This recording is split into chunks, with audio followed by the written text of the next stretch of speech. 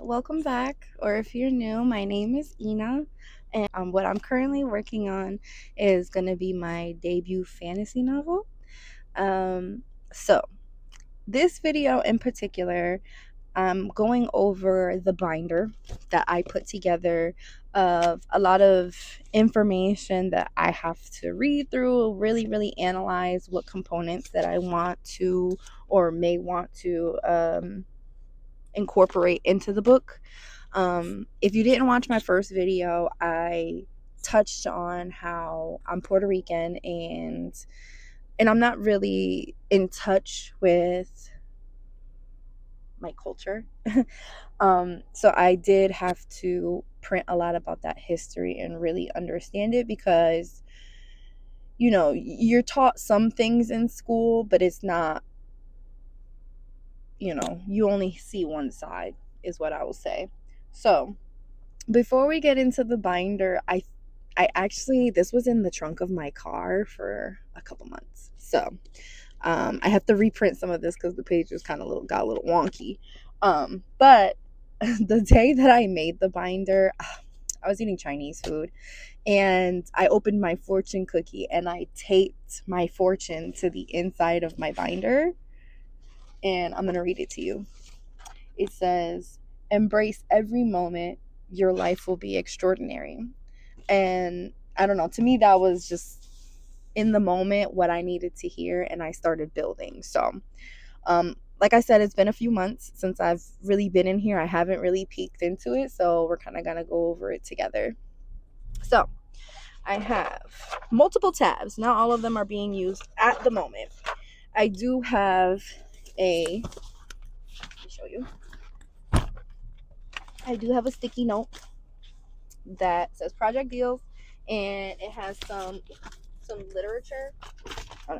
So the sticky note has a list of books and literature that I wanted to purchase to really educate myself on a lot of the topics that I said I was going to touch on.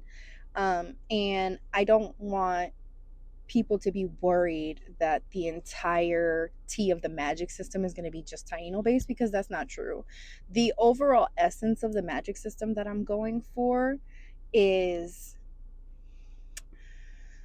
all those old folk tales and folklore that, various cultures grew up with, and like, the monsters and the night and things like that, that to us here in reality is, are just stories, or things that never really happened. They were just to scare little kids or whatever the case may be. And in my book, most of those stories probably stem from a period where humans and those creatures lived on the same dimension, or we'll call it that for now, for the same dimension. And so yeah, so most of those stories have a stem of truth to them. So we can do a separate video on the actual magic system and me going into more detail, but that's just a little taste of where I'm aiming. I just wanted to preface that.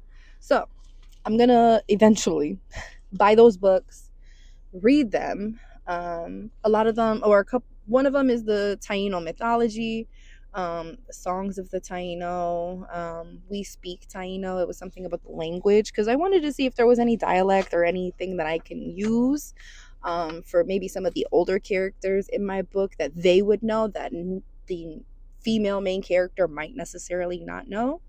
But I don't want to incorporate too much because obviously the reader won't know. So I have to be careful with that. Back to the binder. I have an entire section on the history. I have tabs of some of the things that I wanted to refer back to or possibly incorporate. Usually I color code, but I ran out of the colors, so my colors are a little bit all over the place. I have maps. I have this page on religion, and music. And I did highlight. There were some things that I didn't flag, but there are some things that I did highlight. So for this particular page, I'll just read what I highlighted. It says the Taino use the music to recall and recount their history for celebrations and special events, and to communicate with their spiritual guides, their zemis, to cure illnesses, for protection against them, and endeavor storms from Mother Nature. I found that to be really interesting, so that's why I highlighted it, because I figured, one of the main things that I do connect with my culture, coincidentally enough, is the music. I mean, like I said, I don't really speak Spanish. I do understand it to a certain extent. I got all the way to Spanish 3 in high school. So I can understand it if somebody speaks it to me, but there's just a disconnect between when I try to speak it. It just doesn't work, guys. It just doesn't work. But anyway, so I did want to incorporate music somehow into the story, because I feel like Taino and Puerto Rican music has really evolved over time, and I think that may be one component that I want to show in the book. I also have a section on symbols that I'm gonna go into. So I have a bunch of symbols, some that I did flag that I may want to use in the story at some point. Haven't really decided.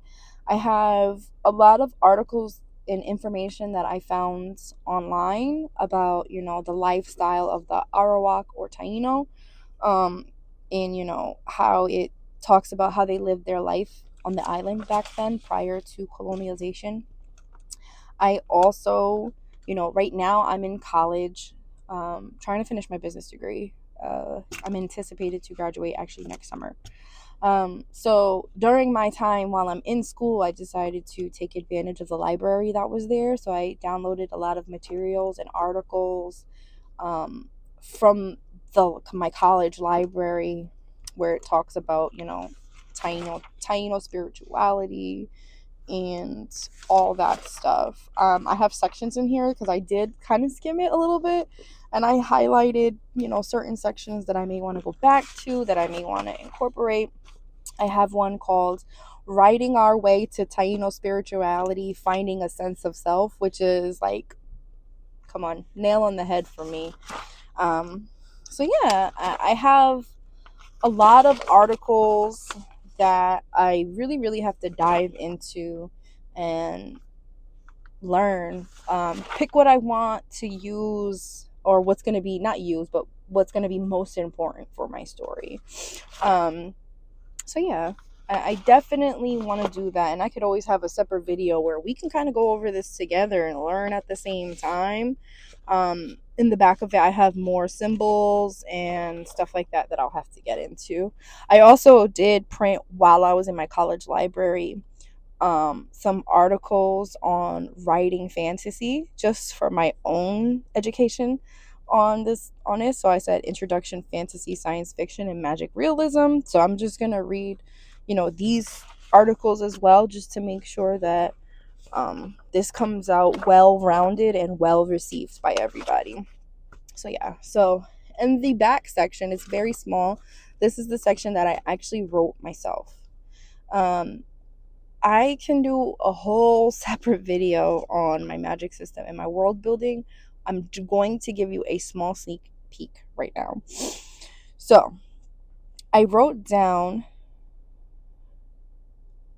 trying to figure out what I want to say because I don't want to give away too much.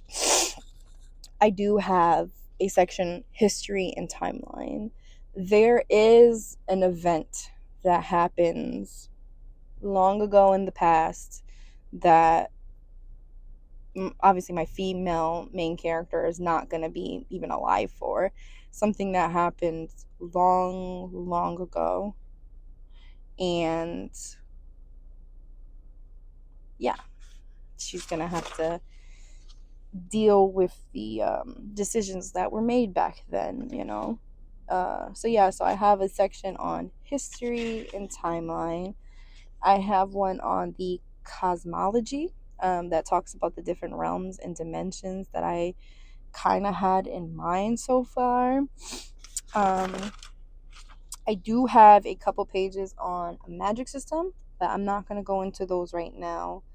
because those may change. Like I said, I wrote this months ago, so I have to really read it again to make sure that I'm going to use some of this stuff before I mention it to you guys.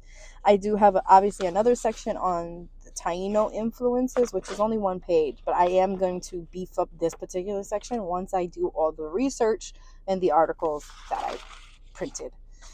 I do have another one about creatures and supernatural beings, because there's certain categories, for lack of a better term, that I want to make sure are kind of fleshed out.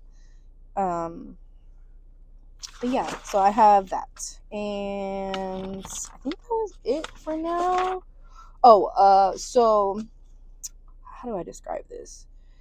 I have a section on the bloodline. The bloodline of my female main character. So it's not just her. It's, like I said, her family. Family is going to be one of the themes in the book. It's going to be family. There's grief, self-identity, slash self-love. So yeah, but I don't want to go too deep into that yet. I have printed, because like I said, I've been doing a lot of research. So I've been watching a lot of, videos on YouTube and stuff like that. Obviously a big one is probably Brandon Sanderson. I've watched like pretty much his lectures multiple times, pretty much a lot. I printed Dan Harmon's story circle that he recommended. I also printed like some 3-act structures that I'm not sure. Like I said, I still haven't. I am a plotter. I'm not a pantser. So obviously you could tell from the binder, I'm really trying to go into this story very as well prepared as I can be. So being able to plot my story in a specific way to make sure that I hit all my points and I hit all of my plots and the subplots and everything is really, really fleshed out. Yeah, so I'm gonna have to have another brainstorm session outside of a car. Obviously, I'm at my husband's physical therapy. If anybody knows, he had a quad injury earlier this year, which kind of delayed this project moving forward. But now that he's kind of near the tail end of it, I kind of wanted to just start picking it up and really just working on it. So if you made it this far, let me know what you're most excited for the rest of the year. The year's already almost over, guys. Like, this is craziness. 2026, it was a blink. Really, it really was a blink. 2026 was like a blink. But anyway, I'm trying to think. Oh, since I have not officially started plotting my book yet, I really, really need recommendations on programs or strategies that help you plot something or your own book or anything that you've worked on that you think would benefit me. Because obviously I have a lot of information, so I need something that's going to be really robust in making sure that it captures everything. So feel free to drop those in the comments, and I read all my comments and reply to all of them. So thank you for joining me on this journey, and I'll see you next time. Bye.